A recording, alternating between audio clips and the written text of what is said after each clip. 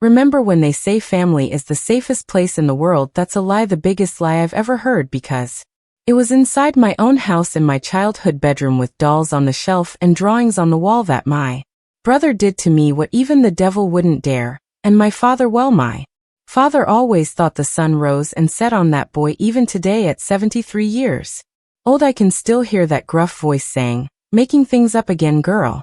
Making things up, as if the belly that grew inside me at 14 was something I imagine. My name is Jessica Randall, but you can call me Miss Jessica. I was born in 1951 here in Oak Ridge, Tennessee, in a time when children had no voice, especially girls. Girls were supposed to stay quiet, obey, and be grateful. Today, sitting on the porch of my simple but honest little house on this hot July afternoon, I've decided to tell a story I've kept hidden for almost 6 decades. It's not a pretty story, mind you. It's the kind that makes your stomach turn, that makes you want to cover your ears, but it needs to be told because I know there are many girls out there going through the same hell I went through, thinking they're alone in the world. If you're listening to me now, tell me in the comments where you're from. I want to know if my story is reaching far, if there are people from all over America watching, and please, if you can, give the video a like and subscribe to the channel, because each like, each comment gives me strength to keep talking about what many people prefer to sweep under the rug. I remember like it was yesterday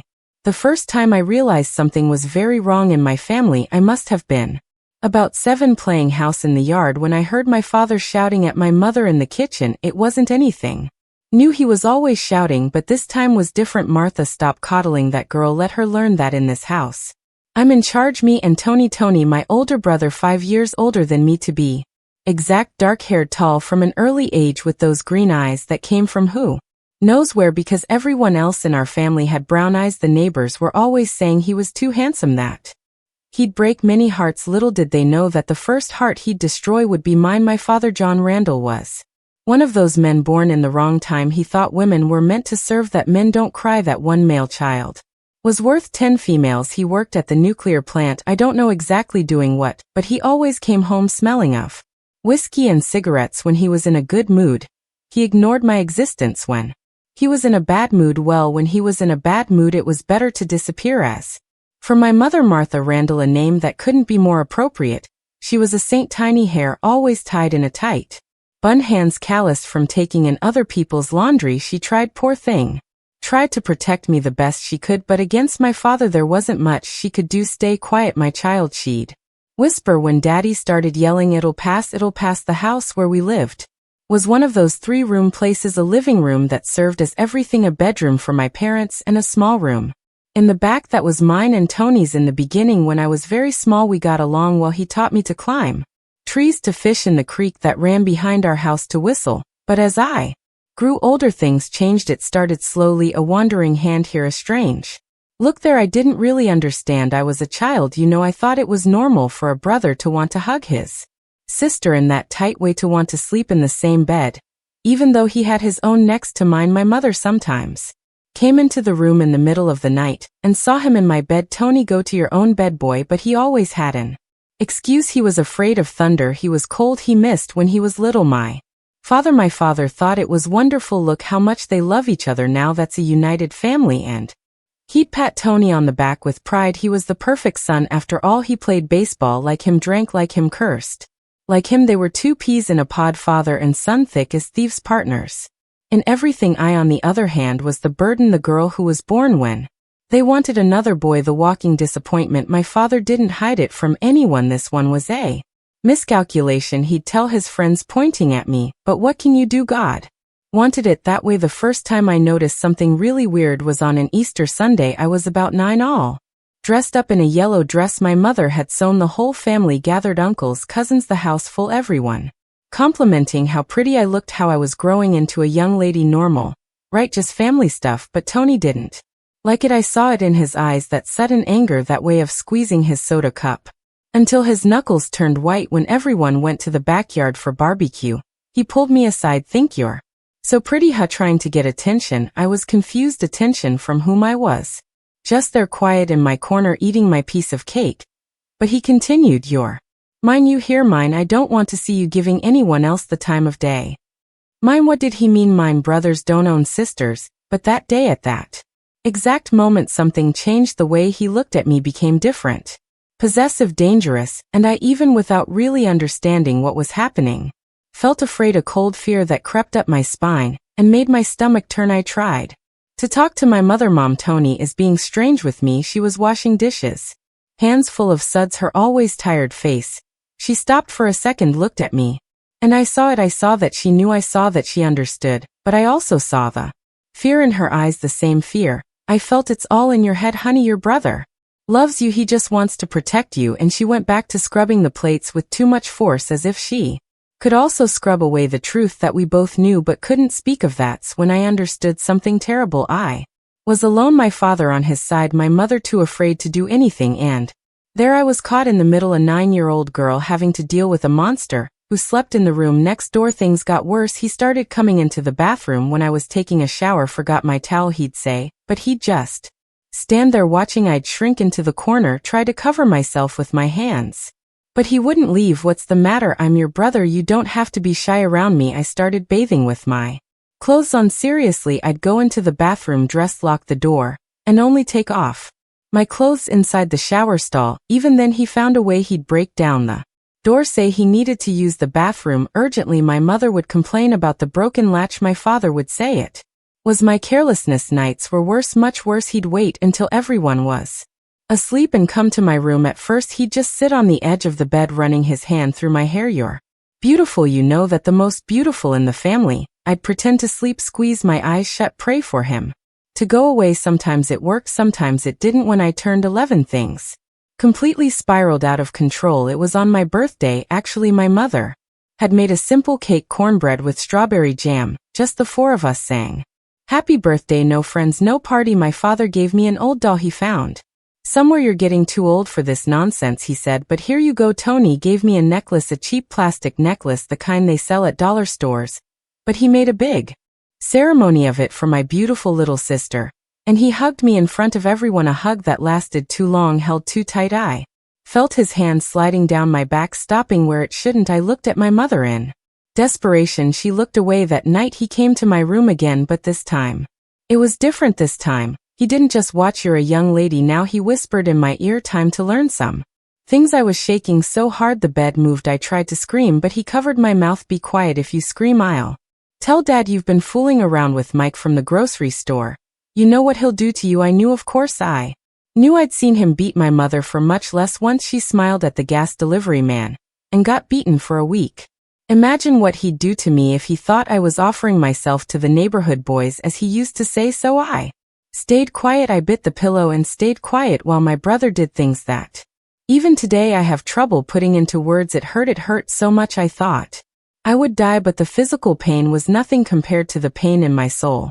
To know that this was happening and nobody would help me. The next day, I could barely walk. My mother noticed. Of course. What's wrong, Jessica? Why are you limping? I made up that I had fallen. She didn't ask anything else, but when Tony wasn't looking, she put some antiseptic on my wounds. Her hands trembled, silent tears streaming down her face, but she didn't say anything. She never did. From that night on, it became routine. 2-3 times a week, sometimes more. He'd wait until everyone was asleep and come. I learned to detach myself. It's amazing how the mind can escape the body when it needs to. I'd imagine I was flying, that I was a free bird in the sky, that I was anywhere but there in that bed with that weight on top of me. My father continued to think Tony was the greatest. The two would go out to the bar together, come back drunk, singing, "This is my son," he'd shout for the whole neighborhood to hear. A real man, not like that boring girl Jessica. I was visibly withering. I stopped eating properly, stopped talking at school. The teachers would ask if everything was okay at home. I'd nod yes. What was I going to say? Who would believe me? Tony was everyone's favorite, handsome, polite, helpful. He helped old ladies with their groceries, played ball with the neighborhood kids, the perfect son. No one imagined the monster he was. When the doors closed, there was a day I almost told everything. It was to Mrs. Johnson, the neighbor. She was different from the others. No husband, lived alone, worked outside the home. The other women talked about her behind her back, said she was a lesbian, that she wasn't respectable, but she was always kind to me. Jessica, honey, you're not well, she said one day, finding me crying behind the church. What's happening? I opened my mouth to speak. The words were there on the tip of my tongue. My brother He does things, but then I remembered my father, what he was capable of doing. Not just to me but to my mother, to anyone who got involved, and I shut up. It's nothing, Mrs. Johnson, I'm just sad because I fought with a friend. She didn't believe me, I could see it in her eyes, but she didn't push. Years later, when everything had already happened, she sought me out. I knew Jessica, I knew, and I did nothing. Forgive me, I forgave her. Of course, what could she have done in those days? Nobody talked about these things. It was a family secret, a forbidden subject, a shame carried in silence. When I turned 13, my body started to change, breasts growing, hips widening, the period that came and scared me. Because no one had ever explained anything to me, my mother gave me some old rags and said, now you're a young lady, be careful of what I was already taking every precaution in the world, and it didn't help at all. Tony got even worse with the changes in my body. It was as if I had become an even more valuable trophy. The nightly visits increased. Sometimes he wouldn't even wait for everyone to sleep. He'd corner me in the bathroom, in the pantry, in any dark corner of the house. You're getting hot, he'd say, soon the boys will start sniffing around, but you're mine, remember mine. I was an object, a thing, his private property, stamped and registered, and the worst part is that everyone seemed to agree with this. My father was always saying, Tony's the one who will choose who you marry. He knows the boys in town, knows who's decent. Mary, little did he know that the only man who had touched me was his own son. The last straw came on a December afternoon. It was hellishly hot, the kind that leaves everyone irritable. My father had gone to work. My mother had gone to wash clothes at the river. I was alone at home, not alone with him. Come here, Jessica, let's take advantage of being alone. I tried to run, but he was faster. He grabbed me by the hair, dragged me to the room. This time I fought. For the first time in all those years, I fought. I scratched, bit, kicked, but he was stronger. He always was stronger. Think you're tough now? How I'll have to teach you a lesson. The lesson hurt more than all the other times combined. When it was over, I was bleeding a lot. He looked at the blood on the sheet and shrugged. Clean that up before Mom gets home. But I didn't clean it. I couldn't even get up. I lay there in that red puddle, wishing to die, wanting to disappear, evaporate, cease to exist. That's how my mother found me. Her scream still echoes in my ears, a scream of horror, of pain, of guilt. She knew, of course she knew, she always knew. My God, my child, my God. She hugged me, rocked me like when I was a baby. Forgive your mother, forgive me. That day something in her broke, or maybe it got fixed. I don't know. I just know that she picked me up, took me to the bathroom, washed me carefully. Then she made a bundle with our clothes. We're leaving, she said. Where to, Mom? I don't know, but we have to get out of here. But we didn't leave. When we were at the door, bags in hand, my father arrived drunk. As always, he saw the scene, understood immediately. What nonsense is this? My mother tried to explain. She stuttered, cried, begged, showed the blood, the bruises. My father listened to everything in silence. Then he looked at Tony, who had appeared behind him. Is this true, son? Tony shrugged. Jessica's making things up, Dad. You know how women are. Must be jealous because I got a girlfriend. And my father believed him, or pretended to believe, or simply didn't care. He slapped my mother so hard she fell. Stop protecting this. Want to run away? Run, but the girl stays. Someone has to cook and clean in this house. My mother looked at me. I saw the exact moment she gave up on me, on herself, on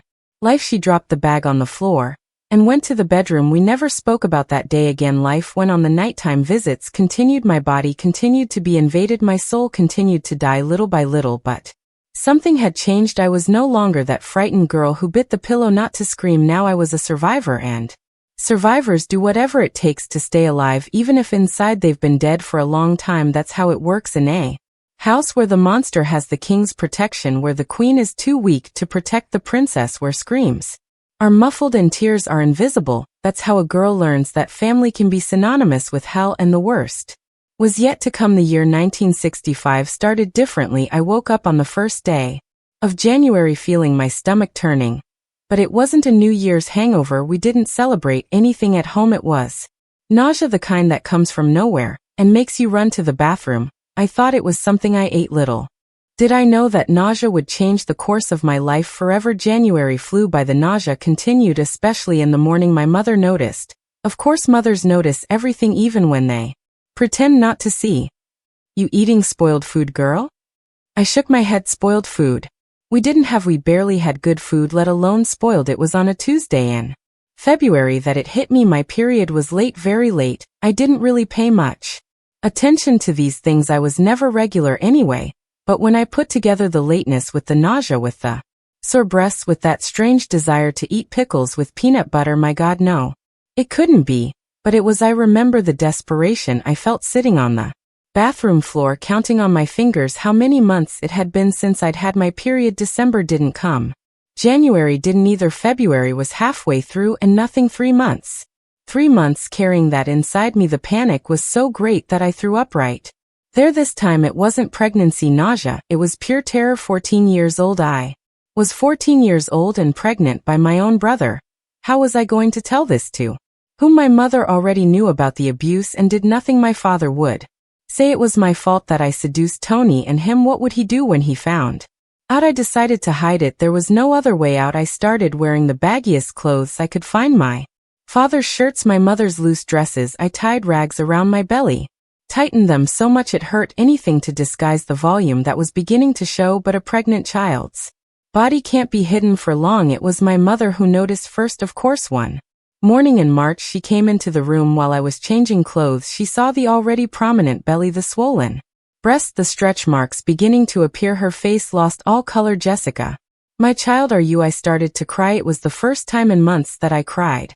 For real, not that silent crying I had learned to do, so as not to bother anyone.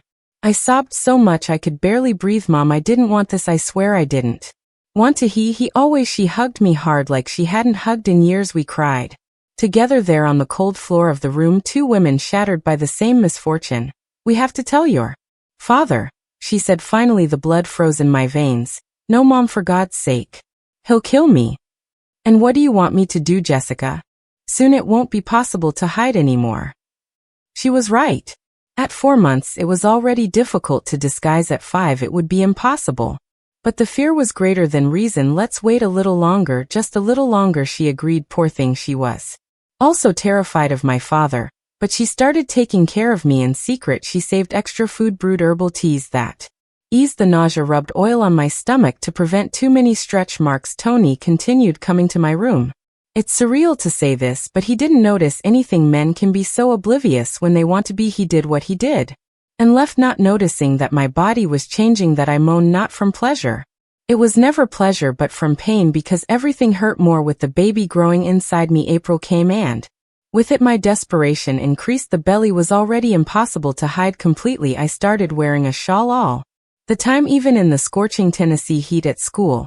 I made up that I had a back problem, that's why I walked hunched over. The teachers believed it or pretended to believe, but at home it became increasingly difficult. It was on a night in May that everything fell apart. My father came home drunker than usual. He fought with my mother over the cold dinner, broke 2 plates, kicked the dog. Tony tried to calm him down, but not even the favorite son succeeded this time. Where's that Jessica? He bellowed. I was hiding in the room, praying for him to forget I existed, but that day I wasn't lucky. He kicked down the door. He saw me huddled in a corner trying to cover my belly with the shawl. He took 2 steps in my direction and stopped. His eyes went from my face to my stomach, back to my face, down again. Take that rag off, Dad. I take that rag off. With trembling hands I took off the shawl. I stood there, the 5-month belly clearly visible under the thin dress. The silence was worse than any shout. He turned red, purple eyes bulging from their sockets. When he finally spoke, his voice came out low, dangerous. Whose is it?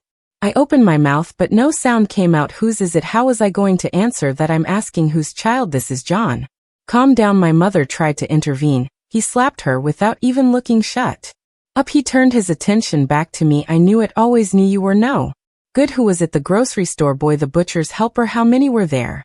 You. The words cut me deeper than a knife. At 14 years old, pregnant by my brother, and that's what my father saw in me. Dad, it wasn't I. Didn't call me Dad. He spat the words. I'm not the father of a that's. When Tony came into the room, he saw the scene, understood immediately, but instead of fear or guilt, what I saw on his face was anger. What's going on here? Your sister. My father pointed at me as if I were a disgusting animal. He is pregnant. Tony looked at me. Our eyes met for a second. In that second he knew I was going to speak. He saw it on my face, and he decided to act first. I knew it. He said calmly, I saw her with Mike from the gas station several times. I tried to tell you, but you wouldn't believe me. Mike, the gas station attendant, a 16-year-old boy who barely looked at me.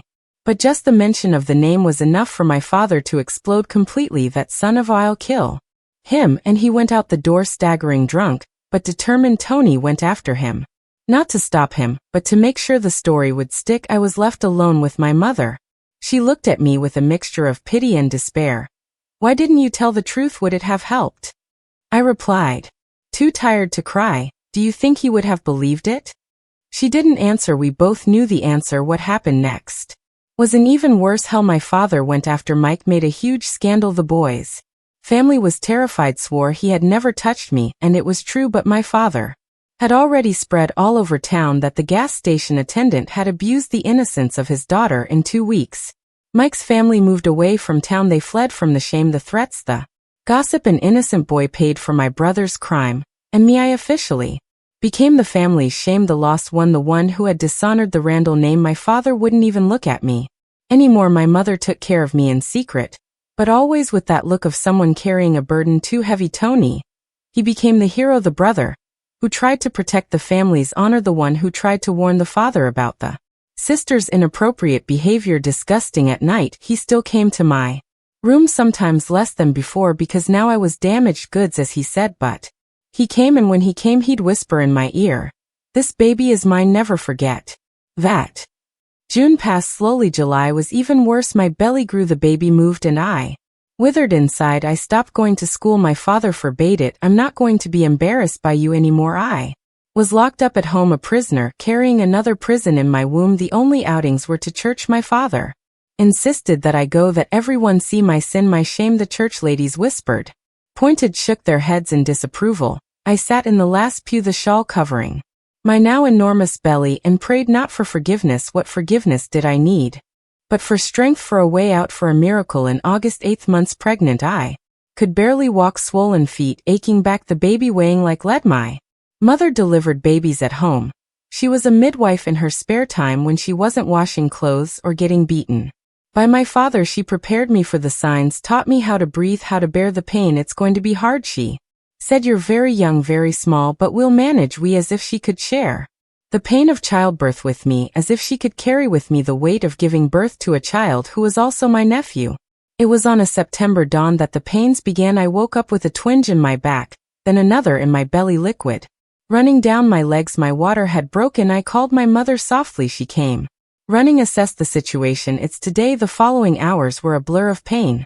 I bit a cloth, not to scream, not to wake the men of the house. My mother boiled water, prepared clean rags, whispered words of encouragement, strength. "Honey, breathe, that's it, like that. It's almost over." But it wasn't almost over. The baby was breech, wouldn't turn. My mother was sweating as much as I was, her skilled hands trying to maneuver him. "Holy Mary, help my daughter," she prayed between procedures. It was 16 hours of labor, 16 hours that seemed like 16 years. When the baby finally decided to be born, I no longer had the strength to push. One more time, Jessica, just one more, and it was in a last wave of pain that he was born, a boy, small but perfect, dark hair, fair skin. His eyes, when he opened them, were green like Tony's. My mother cut the cord, cleaned the baby, wrapped him in a swaddling cloth. When she placed him on my chest, I felt something I didn't expect. Love, pure, devastating, unconditional. That little creature was not to blame for anything. He was innocent, pure, deserved all the protection in the world. "What are you going to call him?" my mother asked. Before I could answer, the door opened. My father came, and Tony behind him. They saw the baby, saw me exhausted and bleeding on the bed. "It's a boy," my father stated. A shadow of something, pride, passed over his face. It quickly disappeared. "Doesn't matter, a son is always a son." But Tony approached. He looked at the baby, saw the green eyes, the jaw already showing signs of being square like his.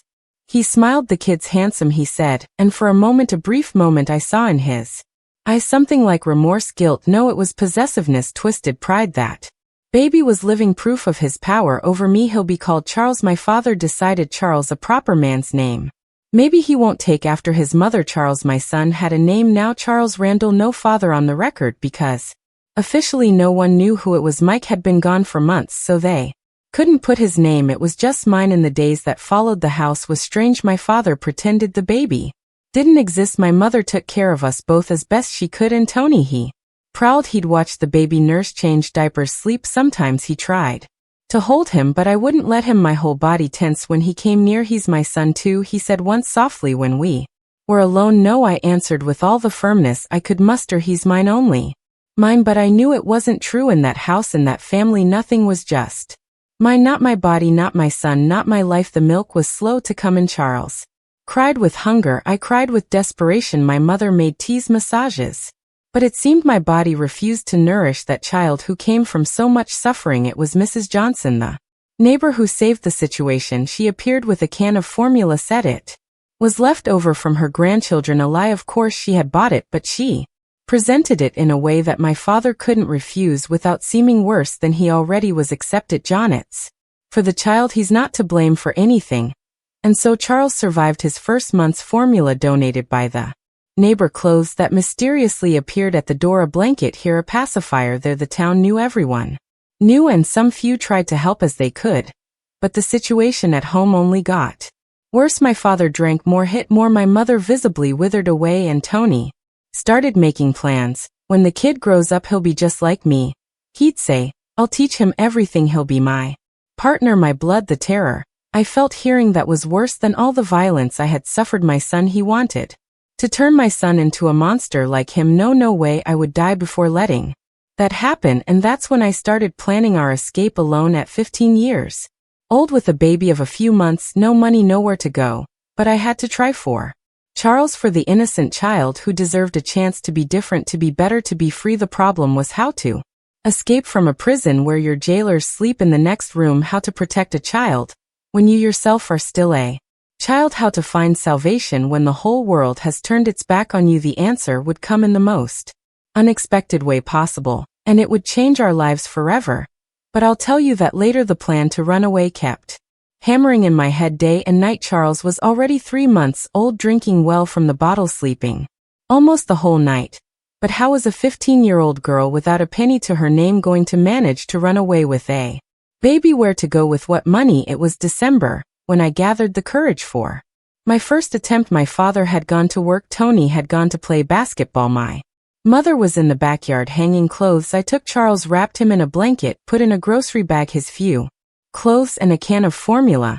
I didn't even have a suitcase. I was going to leave like a homeless person. I reached the gate. My heart was beating so hard I thought it would explode. 1 step on the sidewalk, 2, 3. That's when I heard my father's voice. Where do you think you're going? He hadn't gone to work. He was hiding, waiting as if he knew I would try. I turned slowly. Charles pressed against my chest. I was taking the baby for some fresh air. The slap came before I finished the sentence. I fell sitting on the sidewalk, protecting Charles with my body.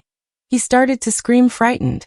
Lying, thought you were going to run away with the bastard. He dragged me back to the house by my hair, locked the door, took the key. From that day on I became an official prisoner. I couldn't even go to the backyard without supervision. January 1966 came, hot and suffocating. Charles was growing, looking more like Tony each day. The same green eyes, the same square jaw. He was my blessing and my curse. I loved that child more than my own life, but each familiar trait was a reminder of the horror I had lived through. Tony began to take more interest in the boy. He wanted to hold him, make faces, play. I was disgusted, but couldn't always prevent it. My father supported it. Let the uncle take care of his nephew. It's good to have a male figure around. Male figure. If he only knew what kind of figure that was. One afternoon I overheard Tony talking with a friend. When the kid grows up, he'll be my buddy. I'll teach him everything I know. Women, booze, fun. He'll be a real man, not a raised by a woman. I froze. He wasn't just talking about teaching Charles to play ball or fish. He was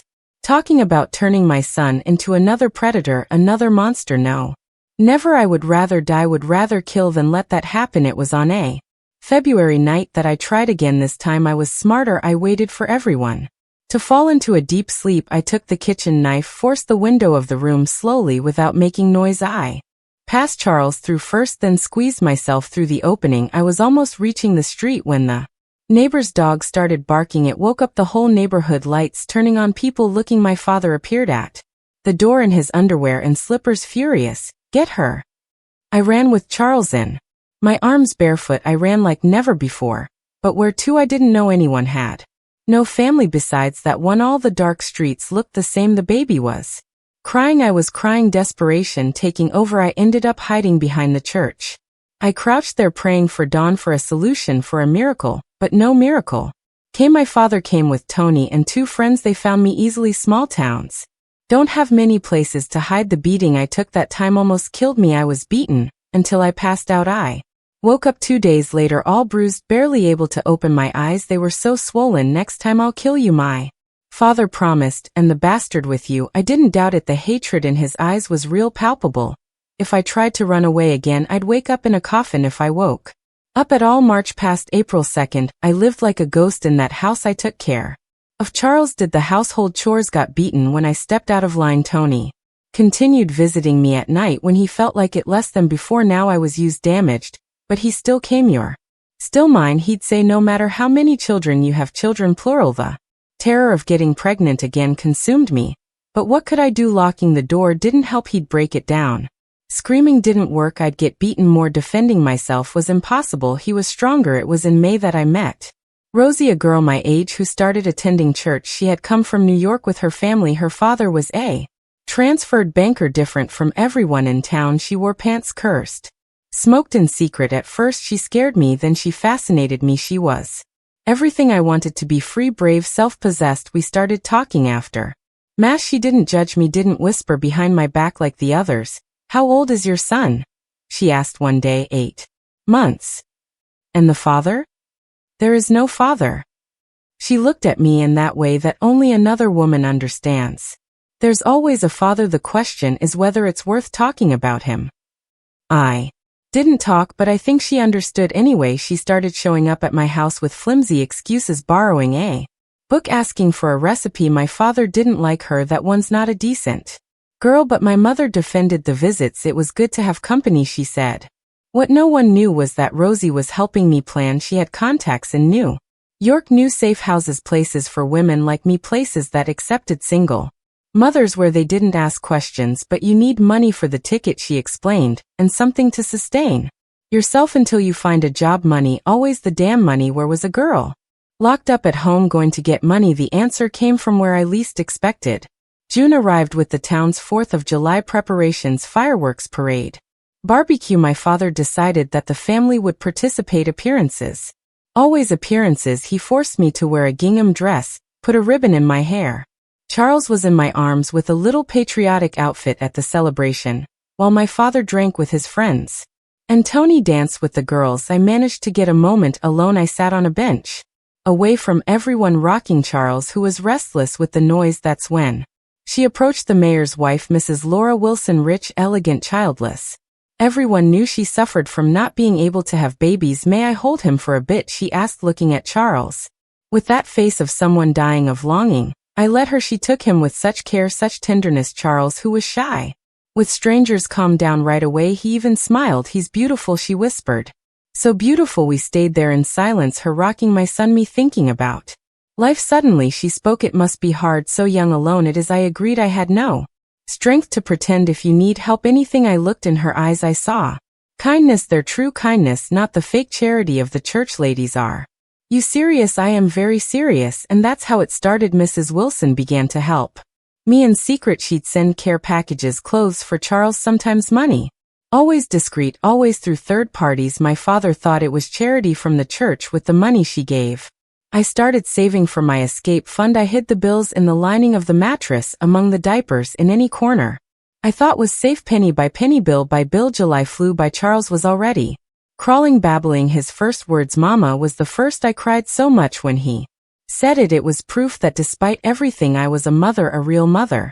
Not just the girl who gave birth. August brought another frustrated attempt. This time, I didn't even get to leave the house. Tony caught me packing the bag at night. Going on a trip, sis? He asked with that cynical smile. Charles has a fever. I was going to take him to the clinic. Liar. He approached, cornered me against the wall. You know what happens to liars. His hand on my neck, squeezing, not hard enough to kill, just to remind me that he could. If you try to run away again, it won't be Dad who kills you, it'll be me. And the bastard, well, we can always make another one, right? The threat to Charles was what broke me. I could endure anything but not losing my son. I put away the bag, dismantled the plan for now. September came, and with it Charles's first birthday.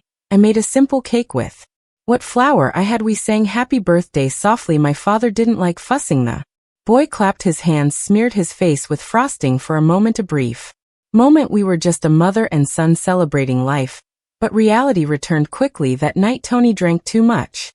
He came into my room staggering, reeking of whiskey. It's been a year today, he said looking at Charles sleeping in the makeshift crib. A year since my son was born. He's not your son, he laughed an ugly laugh without humor. No, look at him closely, the eyes, the jaw, he's the spitting image of me. Get out of my room, your room. More laughter. Nothing here is yours, not the room, not the son, you're mine. Forgot he grabbed me. I tried to fight, but he was strong, was drunk, violent. Charles woke up with the commotion, started crying. Shut him up, Tony growled. I broke free, ran to the crib. I rocked Charles, desperate to calm him. Behind me, I felt Tony approaching. Good to see you two together, mother and son. My family, his family. Bow rose in my throat. I held Charles tighter as if I could protect him with my body. One day, Tony continued, voice slurred with alcohol. One day I'll tell him who his real father is. And then the three of us will be a real family. That was the last straw there at that moment. With my son in my arms and that monster at my back, I made a decision. I was going to run away even if it cost my life, but I was going to get Charles out of there. Was going to save him from that hell. What I didn't know was that the opportunity was closer than I imagined.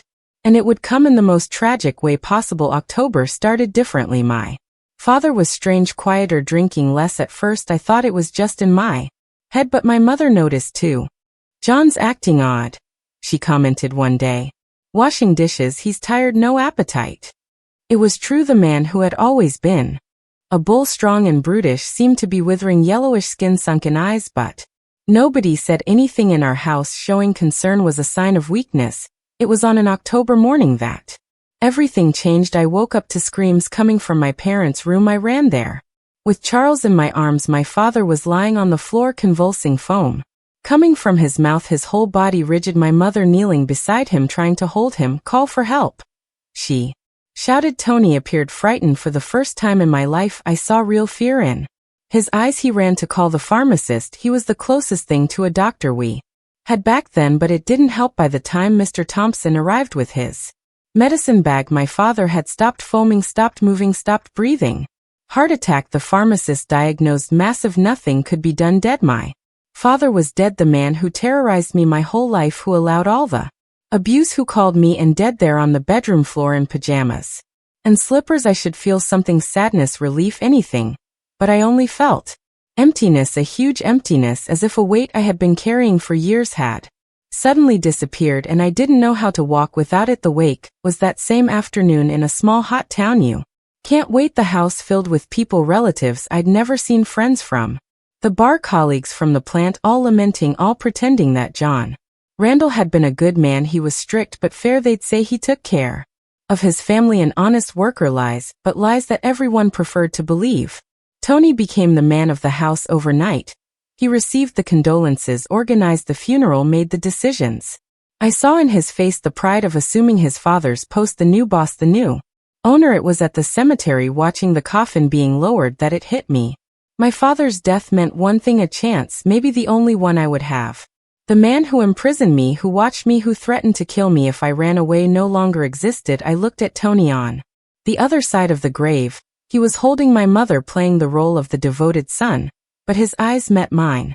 And in the midst of the mourning, the whole theater, he smiled, a small, discreet smile just for me. The smile said it all. Now I'm in charge, now you're even more mine. But he didn't know that at that exact moment, watching the dirt fall on my father's coffin, I was planning my freedom, our freedom, mine and Charles's. My father's death wasn't a tragedy, it was a miracle, the miracle I had prayed for so long. The first days after the funeral were a mess, people coming and going from the house, bringing food, giving condolences. My mother walked through the house like a lost soul, not knowing what to do without her husband to order her around. Tony was strutting around, playing the head of the family, receiving the inheritance paperwork, signing documents. But I wasn't wasting time while they dealt with the bureaucracy of death. I was planning life. Rosie showed up on the third day with her way of not caring about conventions, so going to take the chance. I looked at Charles playing on the floor, 14 months, already walking on those wobbly little legs, saying random words. My beautiful smart boy who deserved better than that cursed house. I am, but I need to be smart when soon, before he takes over everything for good. The plan was simple, wait for the will to be read, take my share because I was entitled to something, being a daughter, and disappear. Rosie had already talked to a cousin in New York who rented rooms to young women. It wasn't ideal, but it was a start. The problem began when the lawyer read the Well, yes, my father had a will. And guess what? He left everything to his male child, everything, the house, the land, the savings for me and my mother, just the right to live there as long as Tony allowed. But that's not fair. My mother finally found the courage to complain. The lawyer shrugged. The law allows it. Your husband could dispose of his assets as he wished. I saw the triumphant smile on Tony's face. Now it was official. He was the owner of everything, of every one of me that night, lying in bed with Charles sleeping beside me. Desperation hit hard. Without money, how was I going to run away? The bus ticket to New York was expensive. I needed food for the journey. Formula for Charles, a place to stay. Once I got there, that's when I remembered Mrs. Wilson, the mayor's wife. She had said she would help if needed. Was the offer still valid? The next day I made up that I needed to go to the pharmacy to buy medicine for Charles. It was a lie, but my mother let me go. She was so lost without her husband that she didn't question anything anymore. I ran to the mayor's house, huge mansion, manicured garden, high fence. I clapped at the gate, my heart in my mouth. What if she didn't want to receive me? What if she had regretted the offer? But she came, beautiful as always, silk dress, gentle smile. Jessica, what a surprise. I heard about your father. My condolences. Thank you, Mrs. Wilson. I need to talk to you. She saw the desperation in my face. Come in, dear, let's talk. In the luxurious living room, with Charles in my lap, looking in wonder at the crystal decorations, I told her everything, not the sordid details. I still didn't have the courage for that, but the essentials, that I needed to leave that house, that I had nowhere to go, that I feared for my son's future. She listened in silence. When I finished, she sighed deeply. I suspected as much. Small town, one always suspects, but I never had proof, never knew how to help. Now you can please, I just need money for a ticket to start over. She became thoughtful. After a time that seemed eternal, she spoke. I can do better than that. I have a friend in Washington, D.C., owner of a family boarding house. She needs help in the kitchen, offers room and board. It's not much, but it's honest work and a safe place. Washington, D.C., the nation's capital, far enough from Oakage to never cross paths with Tony again. My heart raced with hope. I accept anything. I'll call her today, and the ticket, consider it a gift. I almost cried with gratitude, but Mrs. Wilson wasn't finished. There's one condition, Jessica, you leave and don't come back. Don't write, don't send news, cut off all contact. It's for your safety and for mine. My husband can't know I helped. You understand? I understood. Of course I understood. The mayor wouldn't like to know his wife helped the fallen girl of the town to escape. It could stain the family's reputation. I promise no one will ever know. I left there with a light heart. For the first time in years, I had a plan. I had help. I had hope. I just needed to act quickly before Tony noticed anything. The following days were of careful preparation. I separated the essentials, clothes for Charles, documents, the little money I had hidden. Everything fit in one travel bag, entire life in one bag. Rosie helped as she could. She found out the bus schedules, the best route, where to make stops. She taught me how to use the phone booth, how to ask for information. Basic things I had never needed to know. It's different in big cities. She explained, you have to be smart, not trust just anyone. The set date arrived November 3rd, 1966. The bus left at 4 in the morning. Mrs. O.M. Wilson sent the ticket money with Rosie, along with a letter of recommendation for her friend in Washington. The night before, I barely slept. I kept looking at Charles, memorizing every detail, the light brown hair, the upturned nose, the chubby little hands. My son, my treasure, who was going to know the world beyond those four walls. At 3 o'clock in the morning, I got up slowly. I dressed Charles while he was still sleeping, grabbed the bag, made the sign of the cross. The house was silent. My mother snoring softly in her room. Tony had gone out. It was Friday, his night at the town's brothel. I walked through the living room on tiptoe. Each creak of the floorboard seemed like thunder. Charles moved in my arms, mumbled. I shushed him softly, rocking him. I was almost at the door when I heard, really leaving? I froze. I turned slowly. My mother was there, standing at the kitchen door, old nightgown, disheveled hair, eyes red from crying. Mom, I know, I've always known everything. Her voice was a broken whisper, but I never had the courage. Your father, I was afraid. Why didn't you protect me? The question came out before I could hold it back. Years of hurt in one sentence. She lowered her head. Because I'm weak, always have been, but you're not. You're strong, Jessica, stronger than I'll ever be. We looked at each other in the dark, mother and daughter, two opposite destinies. Go, she finally said. Go and don't look back. Take care of that boy. Give him the life you deserve. I approached, kissed her face, wrinkled skin, smell of lye soap, taste of tears. Goodbye, Mom. Goodbye, my daughter. I went out the door without looking back. The dawn air was cold, cutting. Charles nestled against my chest, going back to sleep. I walked quickly through the deserted streets. Each step took me further from that house, that life, that nightmare. The bus station was small, poorly lit. Rosie was already there. Faithful to the end. I thought you weren't coming anymore. I almost didn't. My mother, she knows, she always knew. Rosie nodded. Between women, some things don't need to be said. The bus arrived. Puffing, releasing black smoke. The driver, a pot-bellied old man, took my ticket. Without looking. Washington, how long trip? 18 hours if we don't break down on the way. 18 hours, almost a whole day, moving away from hell, approaching who knows what, but anything was better than staying. I climbed the steps with difficulty, balancing Charles and the bag. The bus was almost empty, half a dozen passengers sleeping, heads bobbing to the rhythm of the road.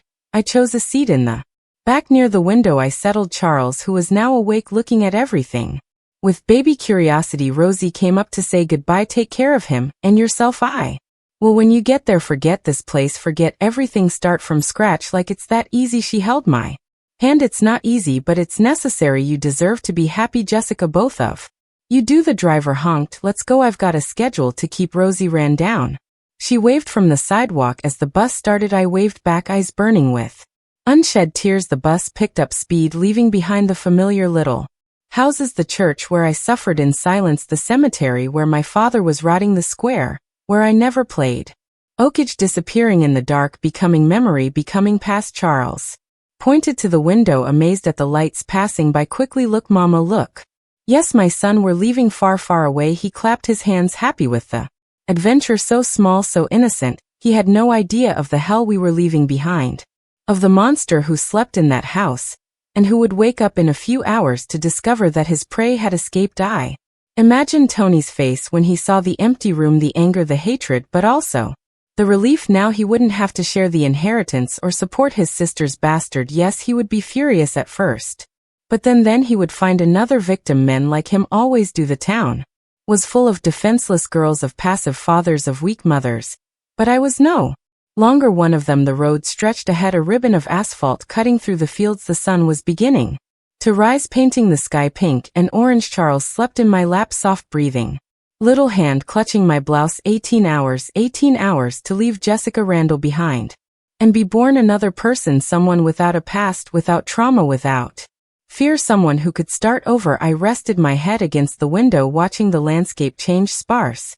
fields, poor little towns, isolated gas stations, the deep south passing before my eyes, so big, so full of possibilities. In Washington, nobody knew me, nobody knew my story. I could make up anything, war widow, country girl trying her luck, ordinary single mother, anything but the truth would remain buried in Oakage, along with my father, along with my innocence, along with the girl I was and would never be again. Charles moved, mumbled. I gave him the breast. I still breastfed, more for comfort than for hunger. He sucked eagerly, green eyes looking at me with absolute trust, green like his father's, but that didn't matter anymore. They were just eyes, beautiful eyes of my beautiful son, who would grow up free, happy, never knowing where he came from. The bus swayed, the engine rumbled, the hours passed quick. Stops in little towns whose names I didn't even know, people getting on and off, lives crossing for moments at one of the stops. I got off to use the bathroom. Woman alone with baby always draws attention. An older lady offered to hold Charles while I went. Thank you, but I'll take him with me. Never, never again would I leave him alone with strangers. Never again would I blindly trust. I had learned in the worst way that danger lives where you least expect it. Back on the bus, I ate the lunch that Rosie had prepared, sandwich, a banana, water, and a little bottle, simple food, but with a taste of freedom. The afternoon fell, the night came. Charles slept most of the journey, waking only to nurse, or when the bus shook too much. I didn't sleep, I couldn't. Each mile was a victory, each town passed a relief. Finally it was almost midnight when the driver announced, next stop, Washington, D.C. bus station. Those getting off, get your stuff ready. Washington. We had arrived. I looked out the window and saw the lights of the city, large blocks of concrete, illuminated wide streets, a completely different world from what I knew. I took a deep breath. The new life began now, without looking back, as Rosie said, without fear, as my mother never managed, just Charles and me against the world. The bus stopped. I got off with wobbly legs, body aching from the journey. Charles woke up with the movement, looked around, startled by so much light, so much noise. It's okay, my love, we've arrived. The bus station was enormous compared to Oak Ridge's, people everywhere, buses coming and going vendors shouting. I felt lost, small, but also invisible. Perfect. It was exactly what I needed to disappear into the crowd. I looked for a public phone, dialed the number Mrs. Wilson had given me. A female voice answered. Good Hope Boarding House. Hello, is Mrs. Martha? Mrs. Wilson sent me Jessica. Jessica Randall. Oh yes, I was expecting you. Come. Dear, take a taxi. Give the driver this address. A taxi? I had never taken a taxi in my life, but I learned quickly big cities teach you the hard way. The driver, a friendly middle-aged man, helped with the luggage. First time in Washington? Yes. You'll like it. New city full of opportunity. Opportunity. It was all I needed. The boarding house was in a residential area, a simple but clean building. Mrs. Martha was waiting at the door, a woman of about 50, gray hair tied back, checkered apron. You must be tired. Come, I've prepared a room. The room was small, but had the essentials: a single bed, an improvised crib for Charles, a dresser, a mirror. Luxury compared to what I knew. The kitchen is on the ground floor. You start tomorrow? Okay, I can. Of course I can. Great. There are 3 meals a day for the guests: breakfast at 6 o'clock, lunch at noon, dinner at 7. Payment is weekly plus room and board. I nodded to everything. I would work whatever was necessary. That first night in Washington, lying in the strange bed with Charles sleeping peacefully in the crib beside me, I finally allowed myself to cry. With relief, with fear, with hope for everything I had lived, and everything I was yet to live. Outside the city slept planned city, modern, full of promises, where nobody knew me, where my past didn't exist, where I could be anyone I chose to be. Jessica Smith, common name, without history, young widow, husband died in a work accident, one among thousands of migrants who arrived every day in the capital in search of a better life. And it was true in a way. I was migrating. I was seeking a better life, just not for a dead husband. The past stayed in Oakage. The future began there, in that cramped little room, in that strange city, with my son in my arms and freedom within reach. It wouldn't be easy, but it would be ours, and that was enough. Washington was my salvation and my challenge. The first months at Mrs. Martha's boarding house were hard, but in a different way. It wasn't the terror from before. It was the hardness of honest work, of the heavy routine, but one that was free. I'd wake up at 5 in the morning, leave Charles sleeping. Mrs. Martha took care of him while I worked, and go to the kitchen. Breakfast for 15 guests was no joke: toast, fried eggs, freshly brewed coffee.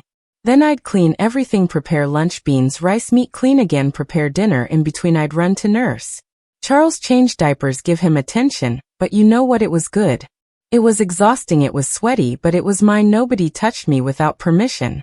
Nobody invaded my room. Nobody called me I was just Jessica, the cook, the quiet but hardworking young woman. Charles grew strong. At 1.5 years, he was already running around the boarding house, playing with the guests. He was the joy of the place. Mrs. Martha melted for him. The chambermaids fought to play with him for the first time. My son had a family, odd, improvised, but a family. 1967 flew by. I saved every penny. The dream was to leave the boarding house, rent a little place just for us, however tiny, but ours, where I could raise Charles my way, away from curious looks, from uncomfortable questions. It was in 1968 that my life took another turn. A new guest appeared at the boarding house: Mr. Robert, a retired civil servant, recent widower, a man of about 60, educated, quiet. He'd stay there for weeks, then disappear, then come back. He noticed Charles. It was hard not to notice a 2-year-old boy, smart, talkative, green eyes that drew attention. He started bringing little presents: a toy car here, a little book there. I thanked him, but kept my distance. Men who seemed too kind always made me wary, but Mr. Robert was different. He didn't try anything, he just talked, told stories, played with Charles. Gradually I lowered my guard. He told me about his wife who died of cancer, about his children who lived far away, about the loneliness that weighed on him. You remind me of my daughter, he said one day. The same strength, the same determination. One afternoon Charles fell while playing and scraped his knee. He cried so much that nothing consoled him. Mr. Robert appeared with a first aid kit. I was an army medic, he explained, cleaning the wound. I know how to take care of this. While he took care of Charles, talking to distract him, singing a silly little song, something changed in me. I saw there not a dangerous man, but a grandfather, someone who also needed family. The friendship grew slowly. He'd come to the kitchen, help peel potatoes. While we talked, he talked about the times of Kennedy, the civil rights movement, the hopes for a new country. I listened, learned, dreamed. One day he made the proposal: Jessica, I have a house in Georgetown. It's been empty since my wife died, too big for me alone. How about you And Charles living there, it's not a favor, you take care of the house, cook. And I pay a fair salary. My heart raced. House leave the boarding house, it seemed too good to be true, but what will people say? He laughed. Let them say what they want, I'm too old to care about gossip. You need a house, I need company, it's business not romance. I thought long and hard. I talked with Mrs. Martha, who approved right away. Robert is a decent man, Jessica, I've never seen him disrespect anyone. I accepted. In March 1969 we moved to his house. It was a simple but spacious townhouse, 3 bedrooms, yard all neat. Charles got a room of his own for the first time in his life. The routine was peaceful. I took care of the house, prepared the meals. Mr.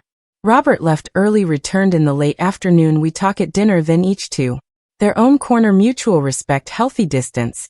But children don't know these boundaries. Charles adopted Mr. Robert as his grandfather. Grandpa Rob, he called him. He followed the old man around the house, asked for stories, showed him drawings, and Mr. Robert, bless him, melted completely. It was he who taught Charles to ride a bicycle, who took him to the park for the first time, who explained about the planes that passed. Look there, Charlie, that big one is a Boeing. Seeing the two together, my heart squeezed. This is what family should be: affection without malice, care without ulterior motives. Everything that was missing in my childhood my son was having. 1970 brought changes. Mr. Robert fell ill, heart problem. I started taking care of him more closely. Medicine at the right time, special diet, forced rest. He complained, but obeyed. You're worse than a sergeant, he joked. It's for your own good, I know.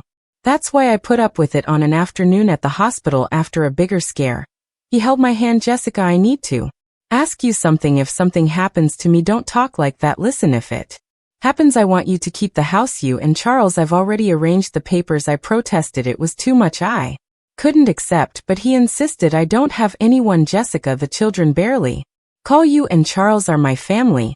Now let me take care of you like you take care of me. I cried for the first time in years. I cried with gratitude, not for the money or the house, but for the gesture. Someone seeing me as a person, not as a thing. Someone wanting to protect me, not use me. Mr. Robert got better, but became more fragile. I started sleeping in the next room to hear if he needed anything. Charles slept between us two in my room, when he was afraid, in his when he wanted a story. In 1971 I enrolled Charles in kindergarten, 5 years old, smart as can be. Blue uniform, little backpack, gap-toed smile, my pride, my miracle. Mom, why don't I have a dad? He asked one day out of nowhere. I froze. I knew the question would come, but I wasn't prepared. Your dad died, son, when you were a baby. How did he die? Accident. Working. Was he nice? I took a deep breath. He was. Yes, he was a lie, but some lies are necessary. Some truths kill. Charles accepted the explanation for now, but I knew one day I would have to tell more, make up details, create memories, anything but the truth. 1972 came with the presidential election. The whole country stopped to watch. Mr. Robert bought a new TV, color, total luxury. We watched all the coverage together, me, him, Charles, some neighbors. When Nixon won re-election, Charles painted his face red, white, and blue, ran down the street with the other children, normal, happy, free, watching him there, celebrating with his little friends. I thought of Oakage. Did it still exist? Was Tony still living there? Was my mother alive? I blocked the thoughts that life had died. I was another person now. Jessica Smith, cook, single mother, Washington resident. The past didn't exist, but sometimes in the sleepless dawn it came back in nightmares, where Tony found me, where he took Charles from me, where everything started again. I'd wake up in a cold sweat, run to Charles's room, check if he was there, safe, sleeping peacefully. In 1973 Charles turned 7. Mr. Robert organized a party, cake, balloons, kids from the whole street. I took photos with the camera he had given me as a gift. Frozen moments of unlikely happiness. That year something changed between me and Mr. Robert. It wasn't romance, neither I wanted it, nor did he try. It was something deeper, complicity. Real family built day by day in mutual care and affection without demands. He got worse in the winter, hospitalization after hospitalization. I divided myself between hospital and home, between caring for him and for Charles. Neighbors helped. Teachers understood, a support network I never had before. One night at the hospital, he was too weak to speak loudly. Whispered, Jessica, you were the daughter I always wanted to have. Charles, the grandson I never met. Thank you, I replied, holding his hand. For everything. He died in September, peaceful, sleeping as he deserved. The funeral was simple. His children showed up, 2 men in suits with unfriendly faces. They Questioned everything, who I was, what I was doing there, why their father left the house to me. I'm his housekeeper, I explained. A housekeeper who lives in the house, who inherits everything. The insinuation was clear. They thought I was a lover, a gold digger, a con artist. I let them talk. I didn't know explanations to anyone. The lawyer resolved everything. The papers were in order. Mr. Roberts' wishes registered. The house was legally mine, and Charles's. The sons left grumbling, promising to contest. They never appeared again. 1974 began differently. For the first time in my life, I had something of my own, a house, stability, a future. Charles was growing healthy, studious. I found a job at a diner nearby. I needed to work, earn our living, but the nights were difficult. Without Mr. Robert, the house seemed too big, too empty. Charles missed his surrogate grandfather. I missed the company. That's when I met Mrs. Neely, the neighbor next door, tough New Orleans lady, respected voodoo priestess. She saw my distress, offered help. Girl, you're carrying something heavy. I can see it in your eyes. Want to talk? I refused at first. Then on a night of insomnia, I knocked on her door. We drank coffee, talked. I didn't tell everything. I never told everything, but I talked about the loneliness, the fear, the nightmares. She listened, nodded, understood. Everyone has ghosts, child. The secret is not letting them control us. We became friends. She looked after Charles when I worked late. I helped at her spiritual gatherings, community belonging, things I never had in Oakage. Charles loved the story she told, saints, legends, myths. He learned about culture, religion, respect for differences. He grew open-minded, big-hearted. This boy will go far. Mrs. Neely prophesied he has his own light. I hoped it was true for him to go far.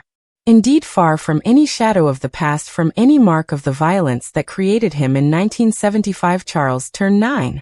Preteen questioner, curious about everything. The questions about his father returned, more elaborate. What kind of work did he do? Construction. He helped build Washington. Why aren't there any photos of him? We lost everything in a move. How did you two meet? Each question a new lie, each lie another brick in the wall that protected him from the truth. I started writing at night after Charles was asleep. I put on paper the memories, not to publish, God forbid, but to organize, to make sure I would never forget, even wanting to Oakage, Tony, the basement, the escape, all there in crooked letters, notebook hidden in the back of the drawer. One day, I thought, when I die, someone will find it, will read it, will understand, but not Charles, never Charles. 1976 brought adolescence for real, voice changing, pimples on the face, interest in girls, normal, healthy, everything adolescent should be, but the eyes, those damn green eyes each year that pass more like Tony's, sometimes at a specific angle and a particular expression. I saw the monster in my angel. I'd take a deep breath. Remember, genetics is not destiny, nurture overcomes nature. My son was good, would be good regardless of the blood in his veins. In 1977, the graduation from middle school, Charles in a suit, diploma in hand, proud smile, me in the audience, crying secretly, my boy becoming a man, a good man. The years went by and I watched each moment as if it were the last. By 1978, my Charles was preparing for college entrance exams. Mom, I want to go to college, engineering, like Dad. Dad, the invented ghost. He idolized the dead hero who never existed. You will, son, you'll achieve all your dreams. His dreams, mine, those of the imaginary father I created to protect him. In 1978, those were nights of study, textbooks spread across the table, nervousness in the air. Charles tensed me even more so when the result came out. Accepted at Georgetown University, civil engineering. It was an explosion of joy, party in the street. Mrs. Neely made her special jambalaya. Neighbors brought drinks, music, until late. Charles hugging me, laughing, celebrating. I made it, Mom, I made it, we made it. I thought, against all odds, against everyone, we made it. College was expensive. Nobody warned about that. Books, materials, transportation. I went back to working 2 jobs, diner during the day, cleaning at night, exhausting but necessary for his future. 1979 brought news. Charles in his sophomore year, steady dating a girl from his class, doing an internship, becoming the man his father never was. Honest, hardworking, caring. One day, he came home with his girlfriend Claudia, classmate, decent girl, studious, pretty, traditional Washington family. Mom, this is the woman of my life. I smiled. He was 19 and already knew young love, but true love. 1980 was the year of graduation. My son, the engineer, tears of pride exploding chest. Him on stage, receiving the diploma, looking for my face in the crowd. Graduation party. Claudia's family present. Dr. Father, teacher, mother, lawyer, siblings, fine people, educated, treating me well despite Everything. The single mother, the housekeeper, the one without a last name. Mrs. Smith, you raised a wonderful man.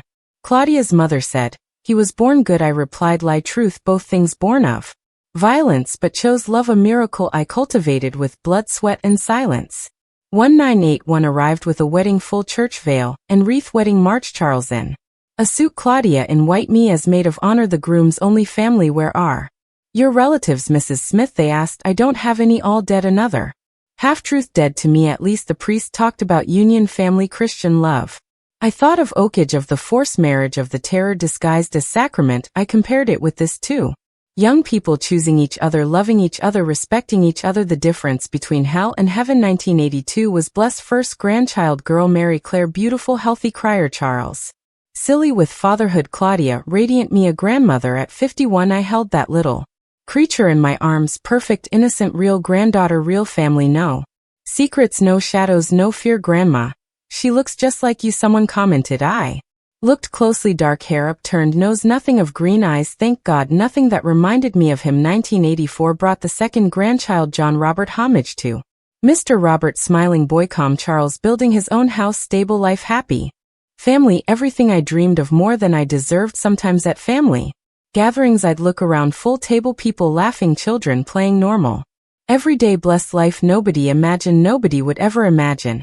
And that's how it had to be. In 1985 Charles took the big step, started his own firm, small but promising, government contracts, important works, respected name in the market. Mom, I want you to stop working, let me take care of you now. I resisted at first, independence was my security, but he insisted. Claudia supported. After all, I deserved to rest. I retired from cleaning life as a full-time grandma, picking up grandchildren from school, making carrot cake, telling bedtime stories, made up stories, of course, fairies, princes, happy endings, no real monsters. Dark basement, desperate escapes. 1986 marked our move to a bigger house, garden, pool, room for each child. Charles insisting that I live with them. You're the head of the family, Mom, your place is with us, my place. After so much no place, I finally had one, but the past of the past doesn't rest on an insomnia night. That same year I turned on the TV, the news stories from all over the country, and suddenly a report, town of Oakage modernizes infrastructure. Oakage, it still existed. Aerial images, interviews, progress. I looked for familiar faces, found none. 20 years change a lot of things. Was he still living there? Had he married, had children? Had he done to others what he did to me? I turned off the TV. Some portals should not be opened here. We are me at 73. Time flies when you're busy living instead of just surviving. Charles, a grandfather, 2 gray hair, but same sweet smile. Mary Claire, a doctor, like the surrogate grandfather she never met. John Robert followed his father's footsteps in engineering. Alice, a teenager dreaming of being a writer. Great grandma, have you ever thought about writing your memoirs? She asked the other day. I almost choked on my coffee. What memoirs? My angel grandma's life doesn't have much adventure. Lie number 101, but some stories are not to be told, they are to be buried, forgotten, erased, so that the next generations can write their own clean without the stains of the past. These days I dreamed of Oakage. First time in years, but it wasn't a nightmare. I dreamed of the town catching fire, turning to ashes, the wind carrying everything away. I woke up feeling light. Now recording this video for the Grandparents Tales channel, I tell this story for the first time. Why now? Maybe because time is running out, maybe because other women need to hear it. Maybe because keeping secrets is tiring, and I'm too old to carry this weight alone. If you've made it this far, thank you for listening. I know it was heavy, I know it hurts, but it needed to be said.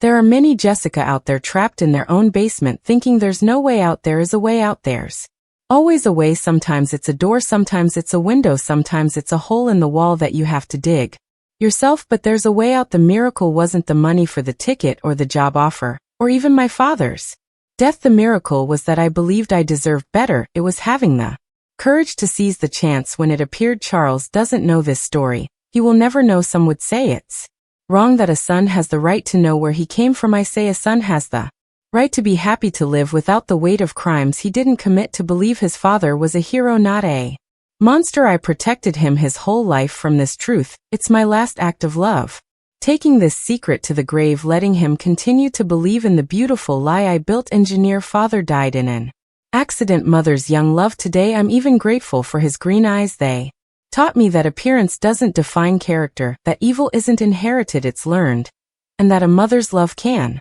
transform any cursed inheritance into a blessing. If you watch this far, do this grandma a favor, subscribe to the channel, leave your like, show that my story wasn't told in vain, and more. Tell me in the comments where you're from. I want to know if this story is reaching women from all over the country. The link is here in the description. Come be part of this chain of strong women, because our strength isn't in muscles or money, it's in surviving, in protecting, in transforming. My name is Jessica Randall, or rather it was today. I'm Jessica Smith, Charles's mother Mary CLA, and John Roberts' grandmother Alice's great grandmother. I'm the woman who chose life, not death, who chose love, not hate, who chose to lie, to protect, not to speak, to destroy. And if I had to choose again, I would do everything the same, until never again, Oakage, until forever, new life.